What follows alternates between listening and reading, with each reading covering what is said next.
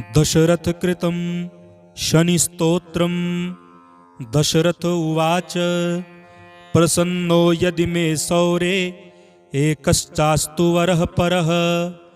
रोहिणीं भेदयित्वा तु न गन्तव्यं कदाचन।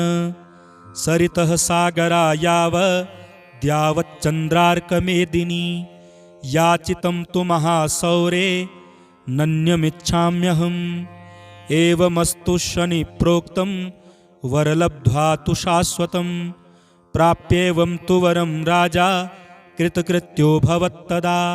पुनरेवाब्रवीत् तुष्टो वरं वरं सुब्रत। नमः कृष्णाय नीलाय शितिकण्ठनिभाय च। नमः कालाग्निरूपाय कृतान्ताय च वै नमः।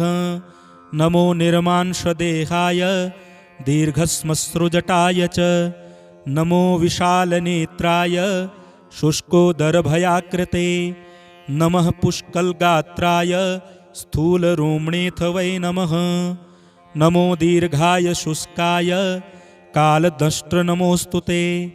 नमस्ते कोटराक्षाय दुर्निरीक्षाय वै नमः। नमो घोराय रौद्राय भीषणाय कपालिने। नमस्ते सर्वभक्षाय बलिमुख नमोऽस्तु ते। सूर्यपुत्र नमस्तेस्तु भास्करे भयदाय च। अधोदृष्टेः नमस्तेस्तु संवर्तक नमोऽस्तु ते। नमो मन्दगते तुभ्यं निस्त्रिंशाय नमोऽस्तु ते। तपसा दग्धदेहाय नित्यं योगरताय च। नमो नित्यं क्षुधार्ताय अतृप्ताय च वै नमः। ज्ञानचक्षुर्नमस्तेस्तु कश्यपात्मजसूनवे। तुष्टो ददासि वै राज्यं रुष्टो हरसि तत्क्षणात्। देवासुरमनुष्याश्च सिद्धविद्याधरोरगाः। त्वया विलोकिताः सर्वे नाशं यान्ति समूलतः। प्रसाद कुरु मे सौरे वारदो भव भास्करे। एवं स्तुतस्तदा सौरिर्गृहराजो महाबलः। प्रसन्नो यदि मे सौरे वरं देहि ममेप्सितम्। अद्य प्रभृति पिङ्गाक्ष पीडा देयान कस्यचित्। प्रसन्नो यदि मे सौरे एकश्चास्तु वरः परः। रोहिणीं भेदयित्वा तु न गन्तव्यं कदाचन। सरितः सागरायावद्यावच्चन्द्रार्कमेदिनी। याचितं तु महासौरे नन्यमिच्छाम्यहम्। एवमस्तु शनिप्रोक्तं वरलब्ध्वा तु शाश्वतं। प्राप्येवं तु वरं राजा कृतकृत्यो भवत्तदा। पुनरेवाब्रवीत् तुष्टो वरं वरं सुब्रत। नमः कृष्णाय नीलाय शितिकण्ठनिभाय च। नमः कालाग्निरूपाय कृतान्ताय च वै नमः। नमो निर्मांशदेहाय दीर्घश्मश्रुजटाय च।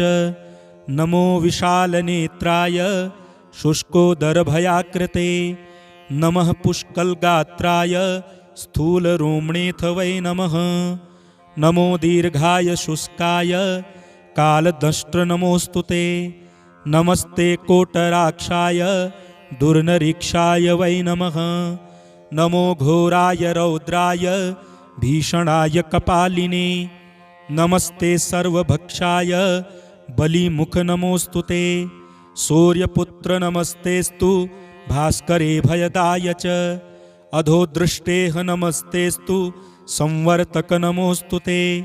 नमो मन्दगते तुभ्यं निस्त्रिंशाय नमोऽस्तु ते। तपसा दग्धदेहाय नित्यं योगरताय च। नमो नित्यं क्षुधार्ताय अतृप्ताय च वै नमः। ज्ञानचक्षुर्नमस्तेस्तु कश्यपात्मजसूनवे। तुष्टो ददासि वै राज्यं रुष्टो हरसि तत्क्षणात्। देवासुरमनुष्याश्च सिद्धविद्याधरोरगाः। त्वया विलोकिताः सर्वे नाशं यान्ति समूलतः।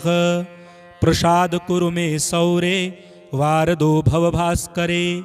एवं स्तुतस्तदा सौरिर्गृहराजो महाबलः। प्रसन्नो यदि मे सौरे वरं देहि ममेप्सितम् अद्य प्रभृति पिङ्गाक्ष पीडा देयान कस्यचित्